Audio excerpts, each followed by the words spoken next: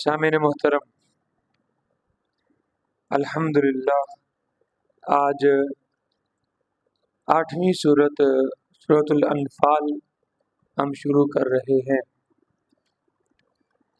اس سے پہلے سورۃ مائدہ، سورۃ الانعام، سورۃ الاعراف، ان میں اللہ رب العزت نے تفصیل کے ساتھ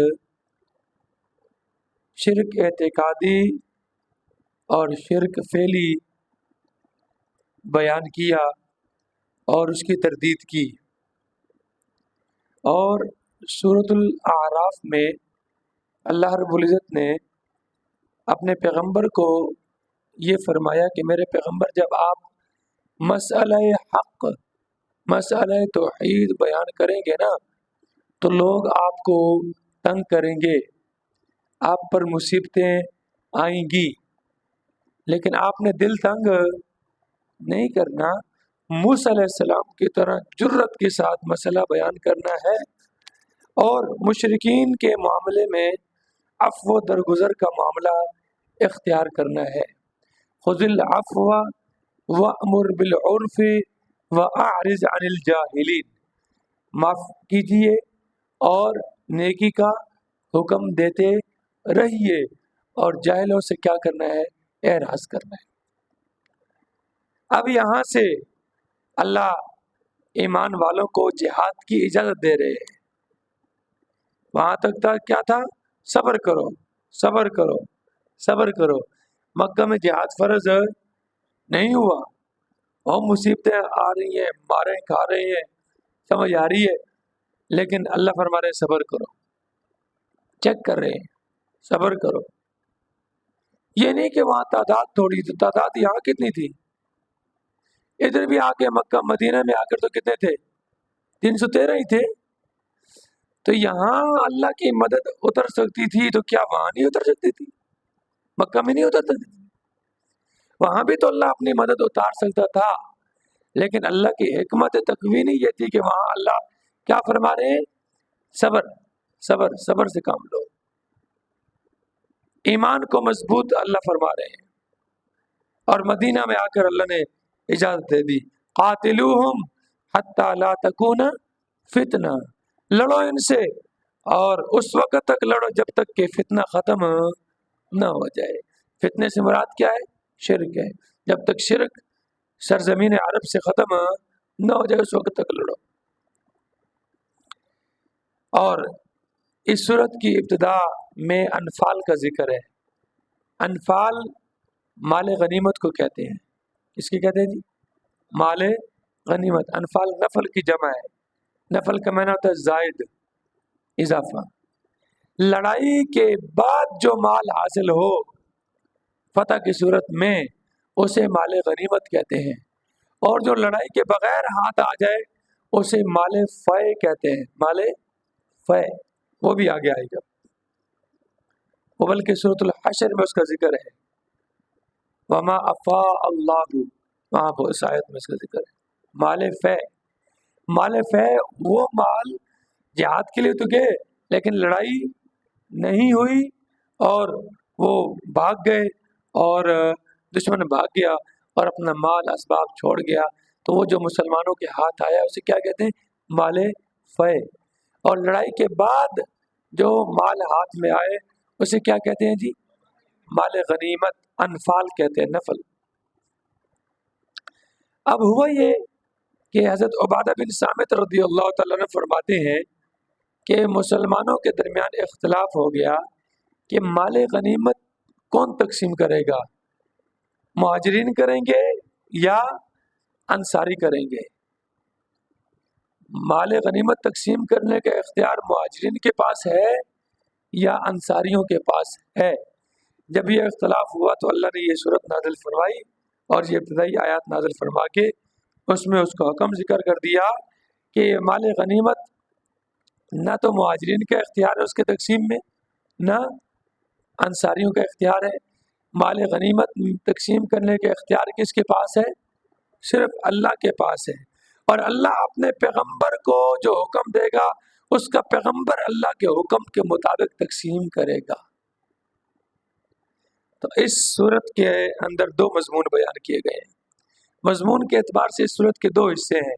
پہلا حصہ یہاں سے لے کر صورت 9ویں پارے کے آخر تک ہے، اور دوسرا حصہ 10ویں پارے کے ابتدا سے شروع ہوتا ہے اور صورت کے آخر تک ہے۔ پہلے حصے میں دو مضمون بیان ہوں گے۔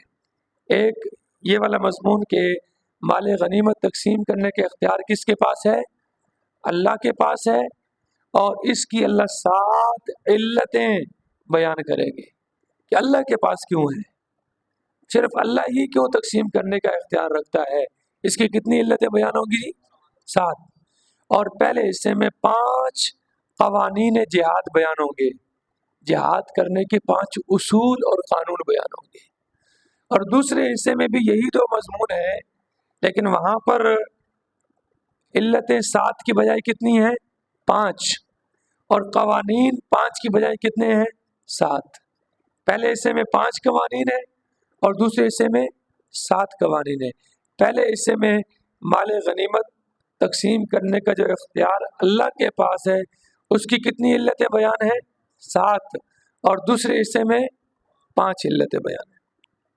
سنیے، یہ پہلی آیت میں پہلا دعویٰ ہے، یسألونک عن الانفال، میرے پیغمبر آپ سے پوچھتے ہیں، سوال کرتے ہیں مجاہدین عن الانفال، مال غنیمت کے بارے میں۔ قل، آپ فرما دیجئے، الانفال للہ، الانفال للہ، غنیمت کس کے لیے ہے؟ اللہ کے لیے ہے، والرسول، اور اس کے رسول کے لیے ہے۔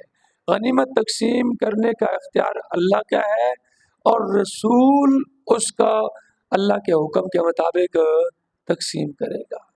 فاتقوا اللہ، سو اللہ سے ڈرتے رہو، وَأَصْلِحُوا ذَاتَ بَيْنِكُمْ، اور آپس میں صلح کرو۔ لہذا یہ اختلاف نہ کرو آپس میں، مجاہدین، مہاجرین اور انصار، کہ مہاجرین کہیں کہ ہم تقسیم کریں گے، انصار کہیں گے ہم تقسیم کریں گے، نہیں، آپس میں تم صلح کرو، متحد رہو، اتفاق پیدا کرو، اللہ سے ڈرتے رہو۔ وَأَطِيعُوا اللَّهَ وَرَسُولَهُ، اور پیروی کرو اللہ کی اور اس کے رسول کی، ان کنتم مؤمنین، اگر تم مومن ہو، اگر تم مومن ہو نا، تو پھر اللہ اور اس کے رسول کے حکم کی اطاعت کرو، ان کی پیروی کرو۔ اسی کے اندر کیا ہے؟ کامیابی ہے۔ اطاعت رسول اور اطاعت خداوندی کے اندر انسان کی کیا ہے؟ کامیابی ہے۔ اللہ اور اس کے رسول کی اطاعت سے اگر منہ موڑیں گے تو دنیا کے اندر بھی رسوائی مقدر میں لکھی جائے گی، اور آخرت میں تو ہے ہی رسوائی، دنیا کے اندر بھی انسان ذلیل اور رسوا ہوگا۔ اب آگے اللہ رب العزت انما المؤمنون سے لے کر جہاں تک آج آیتیں پڑھی ہیں، آیت نمبر 4 تک، یہاں ایمان والوں کی نشانیاں بیان فرما رہے ہیں۔ کن کی بھائی؟ ایمان والے ہیں کون؟ صفدر صاحب کیا بیان ہوا جی؟ ہیں کون؟ ان کی نشانیاں، اور ان کے لیے خوشخبری ذکر ہے۔ ان کے لیے کیا ذکر ہے جی؟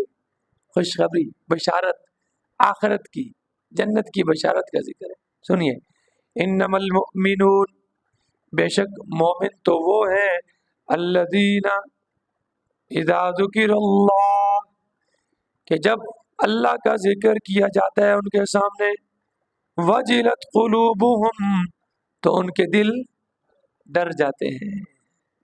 جب اللہ کا ذکر، اللہ کی یاد کی جاتی ہے نا، تو ان کے دل ڈر جاتے ہیں، کانپ جاتے ہیں۔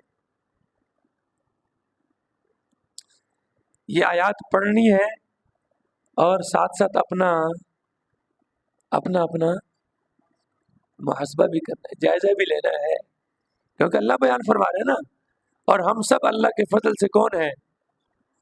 مسلمان اور مومن ہیں نا، ایمان رکھنے والے۔ تو یہ نشانیاں اللہ بیان فرما رہے ہیں۔ ایمان والوں کی پہلی خوبی کیا ہے؟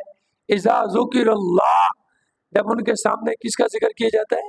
اللہ کا، وجلت قلوبہم، تو ان کے دل ڈر جاتے ہیں، کانپ اٹھتے ہیں، اللہ مالک الملک، القہار، العزیز، الجبار، المنتقم، شدید العقاب، ذو القوہ، اس کے سامنے حاضر ہونا ہے، اللہ کے سامنے۔ اللہ کا حکم میرے سامنے پیش کیا جا رہا ہے اور میں حجتیں پیش کر رہا ہوں۔ ہاں؟